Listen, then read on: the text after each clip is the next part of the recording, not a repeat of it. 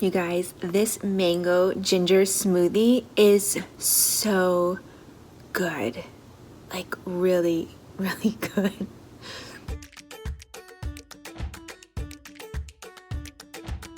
Good morning. Started my day off with 32 ounces of lemon water, followed by some B12, liposomal C, and then I'm gonna have 32 ounces of celery juice. For brunch, I'm making my mango ginger smoothie. So just put a piece of ginger, add some frozen mangoes, some raw honey, juice from a lime, and I'm adding some frozen pineapples.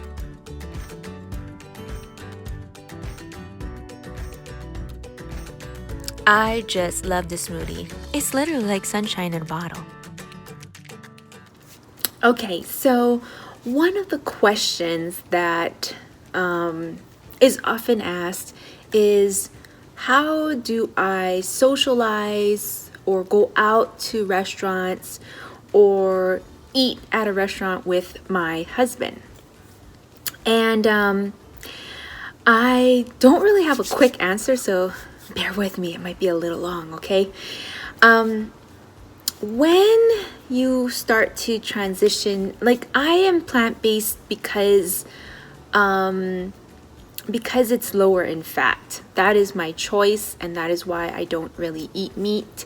It's not that meat is bad for you, it's just high in fat, so for me, I omit it. But I was never a big meat eater in the first place. In case you were wondering, you know, my reasoning for me to eat the way I eat, it's for those reasons. So as far as going out to eat and socializing and eating with my husband, like how do I go about doing that? Well, there is this long, not long, but there is a time period, okay, that is very challenging, and it's and it has to happen. There's no way around it. It's kind of like when you want to start working out and there's this challenging period in the beginning part because you never worked out for a while or you haven't worked out for ever. There's this period where it's very challenging, and it's the same thing with transitioning to this new lifestyle that I am living. And so during this transition period, not only am I uncomfortable, and I go through all these things, and you go through all these emotional changes, having different emotional attachments to different sorts of foods. You know, when you go to a restaurant, I'm pretty sure that most of you kind of have an idea of what you like to eat or what is super delicious or worth it to go out and eat. And that all changes when, well, it changed for me when I switched my lifestyle. My worth was a different, like I had to look at food and what I thought was worth it to go out and eat in a different way. And so so you go through a change, and then this is the key part, okay, you guys? Your friends, your loved one, your family, they all need to go through the same change. Did you get that? They all need their time to adapt to this new you, this new way of you eating. They don't know how to adapt. They don't know how to react. Most of them fight it because it's uncomfortable. They're uncomfortable in how to deal with you and deal with your new way of living and your new lifestyle. They feel like there's this sense of losing you, like they don't know you anymore. And so you have to just kind of allow them, you know, it takes some time. It's a lot of, you know, butting heads sometimes, not always, but, you know, struggles, uncomfortable feelings and questions, and maybe even comments that are hurtful, but it's actually coming from a place of not knowing or fear that they don't know you anymore. It's things like that. And so just, you know you, and you be you. And that's my best advice to you as you go through this whole thing. Be you. Keep your focus on the goal. Keep keep that all in mind, why you are doing all of this, why you eat the foods you eat, the reason for omitting certain things. Keep that all in mind, and it will steer you in the right direction and keep you on the healing path, even through all of this. And I will tell you, now that I'm on the other side, the friends that, they either adapt to it and they accept the new you and they started to learn the new you and now they embrace the new you. That's what happened to me. They started to just, instead of question or ask why you have to eat like that, or make comments like, oh, we have to go and eat this way because of you, or you're just gonna eat your salads. They don't make that kind of comments anymore. The people that are truly there for you and for your healing, now they understand why you are doing it, because you are not well. You need to do this. They now understand that this food is like your medicine. Who are they to make fun of your medicine? And it's not for you to tell them, but they will eventually come to that understanding.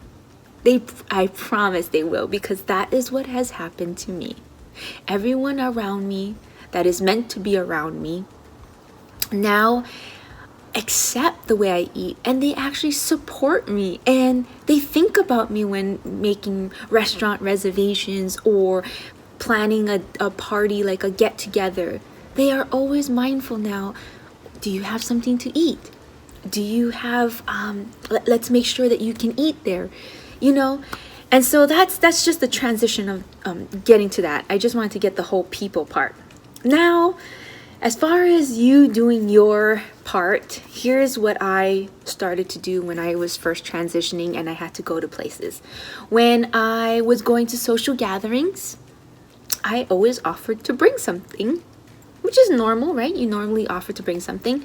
Well, whatever it was, I usually made it a dish that was delicious for everybody, and I knew that it would help heal them as well, and then I would have something to eat. So going to social gatherings, not a problem. Going to a restaurant, before going to a restaurant, I would actually look at the menu and see if there's things I can eat, and if I can also make small changes, not big changes. Now, nobody wants a pain in the butt big change of menu, okay? So you can't start it from scratch. But if you can make small changes to a menu, perfect. Or what I like to do is like to look at the appetizers. I usually end up eating the appetizer, things from the appetizer section, and I'll order a bunch of things. Because that's usually where the vegetables are. Somehow they're in the appetizer. Never a part of the main meal, but that's okay. So that's one thing I would do. Now, most times there's not necessarily enough for me to eat, so I always eat prior to going, and I always usually bring something like a snack or so that I can eat after. So I am full before I even get there, and I will refuel myself as soon as we are done with dinner. And that is how I go about going out to eat and socializing and still being social with friends and going to gatherings and participating in holiday events and barbecues and things like that. You can still live this life and heal and still do all the things you did. It's just that you're gonna be doing it in a different way than you did it all these years. And it's because all these years you were sick and now you are healing. So what I like to tell people is,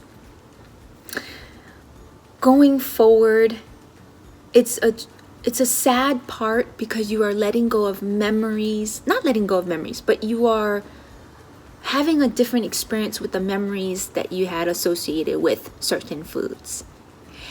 And the best way to get over them is to make new memories with your new healing foods. And as the year circled around and I did it again, I now have new memories of these time periods and social gatherings and stuff like that with my new healing food.